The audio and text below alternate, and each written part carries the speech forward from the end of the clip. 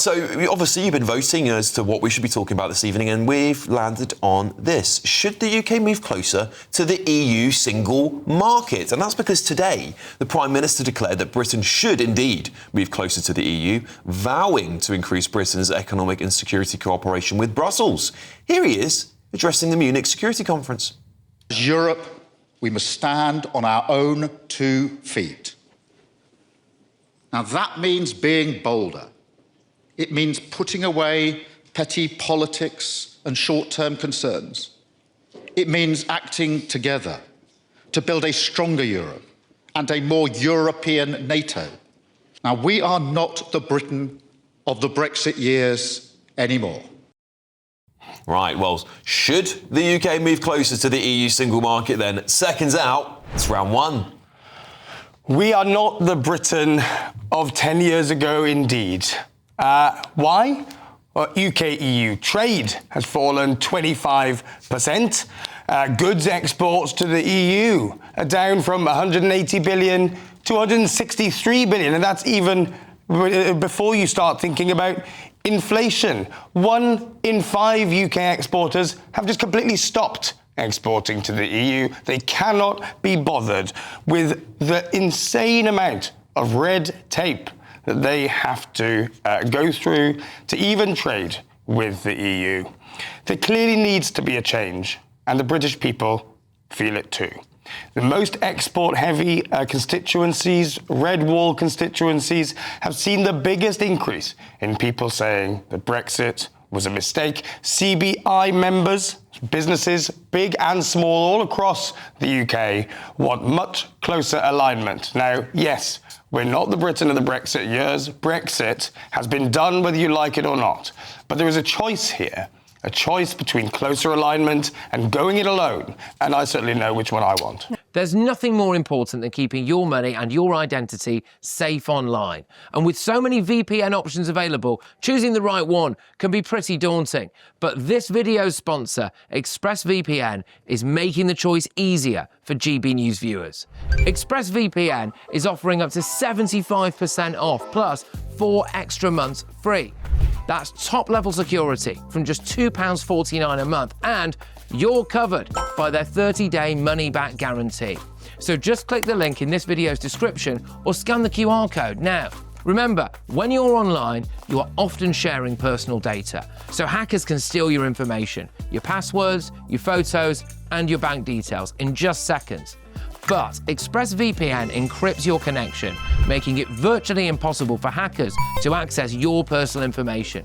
So why choose ExpressVPN? Well, it couldn't be easier to use. With just 1 click, you are protected. And ExpressVPN uses military-grade AES 256 encryption, which is the same standard trusted by the US government to guard their classified information. With their new tiered plans, you can protect up to 14 devices at once and manage passwords securely. Live chat support is available 24/7, and it typically connects you in under a minute with a real person. Click the link in this video's description or scan the QR code to get up to 75% off ExpressVPN, plus 4 months extra for free. Start protecting yourself today. Oh dear, Cai. OK, there are 2 points to be made. The first is that this is strategically idiotic. If we're talking about tethering ourselves to the declining European market, what we should be doing is trying to get not only a closer relationship with the United States, but I agree, I think that we should be working with our European neighbours when it comes to beefing up Europe's security as independent nation states, us being strong, independent nation states rather than, as in the European Union, weaker together. If we want to have a proper trade deal with the United States, we cannot be under the regulation that this would require if we are to lean in closer to Europe. And the second point is political. It's that this is a betrayal of Brexit. This is a betrayal of the British people. It's a betrayal of what we voted for. When we voted for Brexit, I myself included, and Darren also on the panel, we campaigned for Brexit because we believed in the sovereignty of the United Kingdom to make its own decisions. And the only way to involve ourselves in the single market and with Brussels is if we make constant concessions to them having sovereignty over us. That is unacceptable to the British people. The British people made that absolutely clear. And so the sensible thing for us to do is to have a good relationship with our European allies. And of course, there are serious Eurosceptic movements in Europe. You mentioned it yourself. They're already trying to negotiate their ways out of the serious conflicts and contradictions that lie at the heart of the European Union project. We can have a strong Europe, but that doesn't mean the European Union. So I think we should be allying ourselves closely with America, beefing up our security as independent nation states, but for goodness sake, do not let ourselves bend down and worship at the altar of these European regulations. So much of this is framing, isn't it? So much. Bend down at the altar. Concessions, concessions. Politics is trade-offs, Emma. You know that well enough. Now, you do well, thank you for just acknowledging hat tip defence. The fact that we are in a dangerous, dangerous world, that a war in Ukraine, Russia could well come to Europe's shores. But how do you get closer defence cooperation, Emma? How? Trade-offs. How would you do it? How would you do it? Well, I think the first thing, the first and most obvious thing for us to do is to be a good ally to the United States, not cozying up to the Chinese, which is what Keir Starmer is doing, because the Chinese are an ally of Russia. If we want to be part of the rearming of Europe. On and off. We're waffling on, all right? So I'm going to pass it over to Christo Fufas. Christo, is it... Look, I agree with Emma's assertions here. We never got the Brexit we voted for, right? We didn't get the Singapore on the Thames, which was what I want. What we got was as a failed Brexit, which alienated Northern Ireland. And actually what this has done is divide our country up. Hang on, you're going to talk in a minute. You've had enough waffling. Is it possible that we were sold a lie? I'm talking to Is my Christo. question. Be quiet. Were we sold a lie? Christo. All right. So, look, when I voted Remain, I did so based on the worry I had about business, right? And what it was going to mean for us economically. The problem with the EU is that I see no problem at all with having good trade relations with the EU. And to a point, you're right, Cai, as much as every single trade deal has some concessions. The problem is you can't join the full single market without allowing freedom of movement. And that would mean allowing anyone from the EU coming here. And bearing in mind that the reason I think most of people actually voted for Brexit was because of immigration, rejoining the single market would mean that concession. It wouldn't mean a concession to visas, which we have with other countries, where the government can still control who comes here. It would mean full freedom of movement. There is no country that is a member of the single market that does not have full freedom of movement. And that is the problem, as well as the political side of things, the laws that other countries make on our behalf. And those are the things. Well, can we just challenge some of the fake news here? Because actually, on Cai's side of the argument, they like to say that the right is guilty of fake news and propagators of it all the time.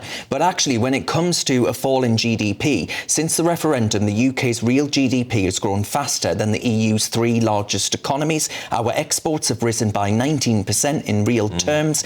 Our total exports have grown faster than the economy, up 17.4% since 2016.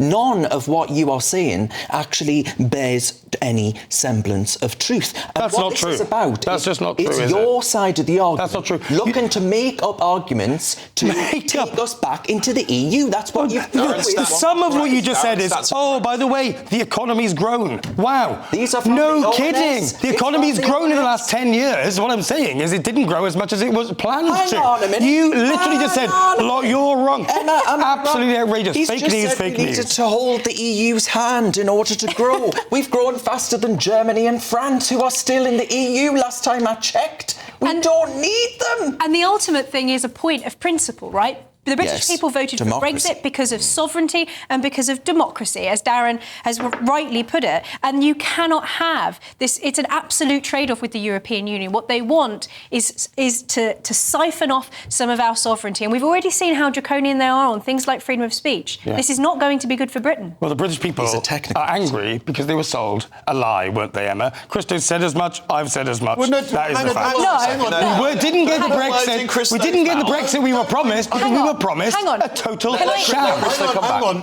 Remain didn't get what they wanted. Leave didn't get what they wanted. I mean, Boris Johnson, fair play to him, he actually managed to come up with a deal that left everyone upset with what they were left with. But I'm sorry, if you can't... Immigration, if you cannot have a deal in the single market that doesn't open up the borders, that is a betrayal of people. All right. And that would be the thing I think that would ruin democracy. Another one. Can I say, I have warned for a very, very long time, and I'm sure many people on this panel have warned it too, that this government would undo Brexit bit by bit. It is a hard-won freedom that we will never be able to get again unless we stick to it and make it work. And there's someone in the comments, so I've just lost it, unfortunately, but was saying this is a distraction. This is Keir Starmer's way of saying, oh, let's get back to the EU debate because that's nice and divisive. We'll take attention away from all the disaster in his government. Anyway, still to come tonight.